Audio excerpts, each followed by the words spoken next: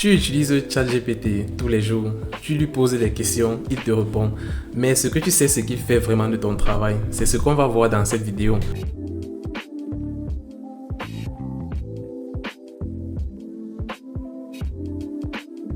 Peut-être tu te dis, ça ne me concerne pas, je n'ai rien publié d'important, ou alors je suis juste un dev, je suis pas un auteur, c'est pas mon problème.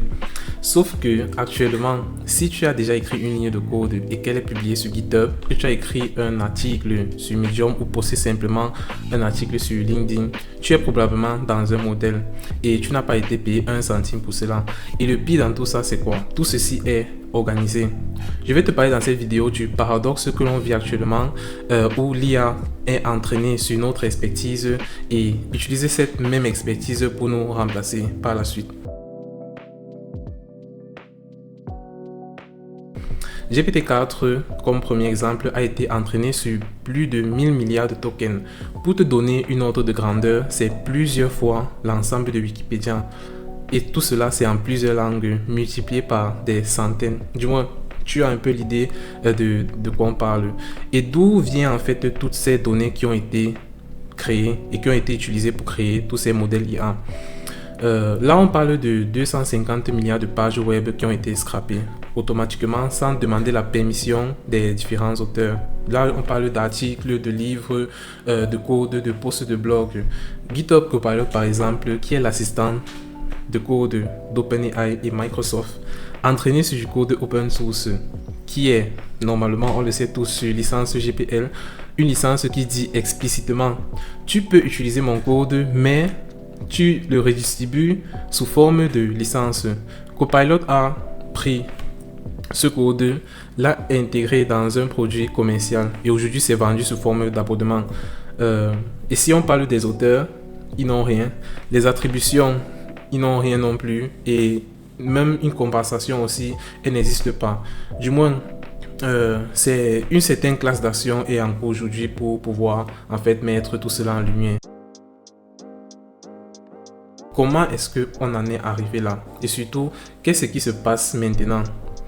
Un LLM apprend en lisant des textes, des milliards de textes, et il répète en fait ce pattern et apprend à prédire le mot suivant. C'est aussi simple que ça, c'est tout. Et c'est brutal de le dire, mais imagine que tu passes 5 ans à travailler sur des articles techniques, tu documentes ton expérience, tu documentes tes erreurs, tu documentes tes solutions, et quelqu'un décide un beau matin de scraper tout ça, de mettre dans un modèle, et ce modèle va répondre exactement aux mêmes questions que tu aurais pu répondre à un client qui t'aurait payé pour ça.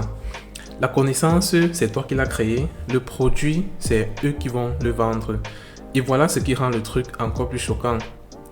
Les modèles actuels ne citent pas ces sources. Ils ne savent pas effectivement d'où vient l'information. Si je demande à ChatGPT d'où vient cette info, dans la plupart des cas, il ne peut pas te répondre honnêtement.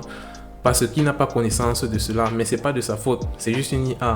Mais ces connaissances ont été compressées et mélangées et fondues, je voulais dire, par des milliards de paramètres qui aujourd'hui permettent de fournir certaines informations. Il y a plusieurs questions légales qui commencent à être mises en pratique. Et la question légale à ce niveau est vraiment massive. En Europe, le RGPD, qui protège nos données personnelles, existe. Mais un article, un livre, ce n'est pas du code. Du moins, là on parle de droits d'auteur, mais ce ne sont pas des données personnelles. Et là, le flou juridique devient assez immense. Il y a aujourd'hui plus de 30 procès en cours contre des grands acteurs de l'IA. Le New York Times, par exemple, qui a fait un procès contre OpenAI en décembre 2023. Là, on est déjà en 2026, mais vous voyez à quel point, dans le passé, ces grands acteurs ont déjà commencé à anticiper le problème.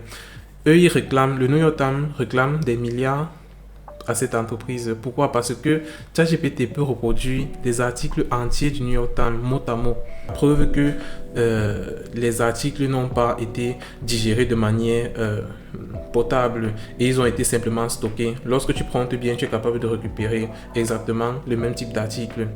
Imagine Aussi, une autre entreprise d'image contre Stability AI. Là, ils sont vraiment allés plus loin parce que des millions d'images ont été scrappées. Le watermark, le watermark de Getty est visible dans des centaines d'images générées par le modèle. Du coup, c'était une preuve irréfutable et directe à ce niveau. Et aujourd'hui en Europe, on a aussi l'EA Act qui impose quand même une certaine transparence pour les fournisseurs, et cette transparence est maintenant imposée et va essayer d'évoluer. Les différents fournisseurs devront d'une certaine manière déclarer leurs données entièrement et progressivement jusqu'en 2027. Les prochains modèles devront donc jouer effectivement le jeu et les accords de licence explosent à ce niveau. Reddit par exemple a signé avec Google 60 millions de dollars par an. C'est vraiment très intéressant parce que voir aujourd'hui des grandes entreprises comme Associated Press qui signent avec OpenAI ou bien le Financial Times aussi, du moins les créateurs avec du poids commencent déjà à négocier, et cela se fait déjà depuis des lustres. La question à ce niveau, c'est qu'est-ce que toi tu fais avec tout ce qui se passe? Est-ce qu'il existe des outils maintenant pour te protéger toi, si c'est que tu es freelance, indépendant ou un simple dev?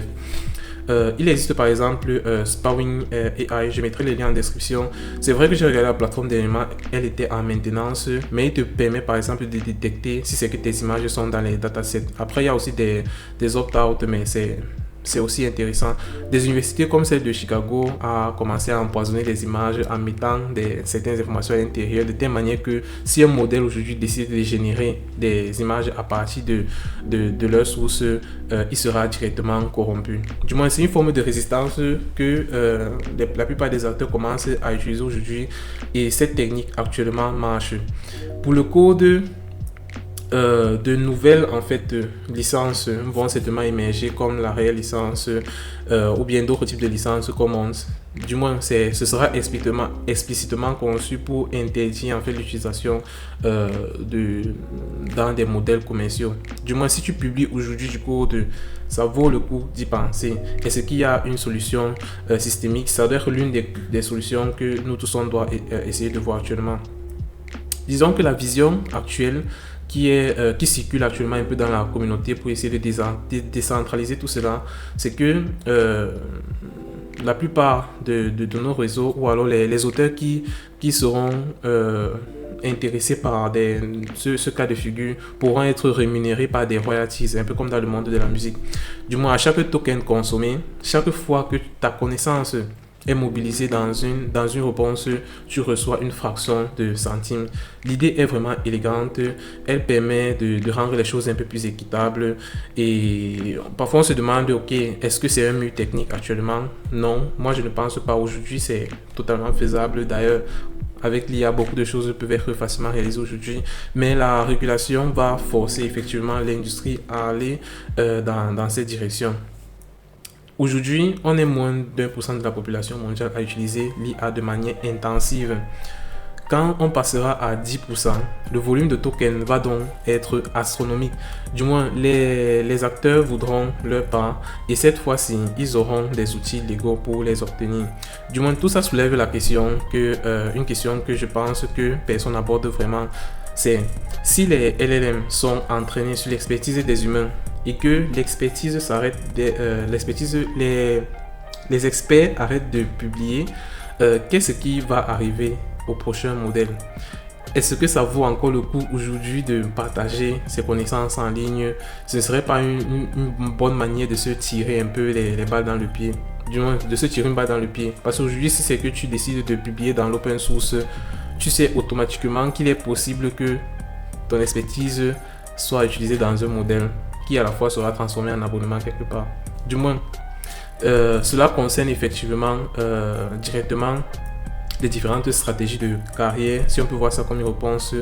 Et je pense que je vais faire d'autres vidéos pour analyser mieux cela. Donc n'oublie pas de t'abonner et de liker cette vidéo pour ne pas manquer effectivement ces prochaines vidéos.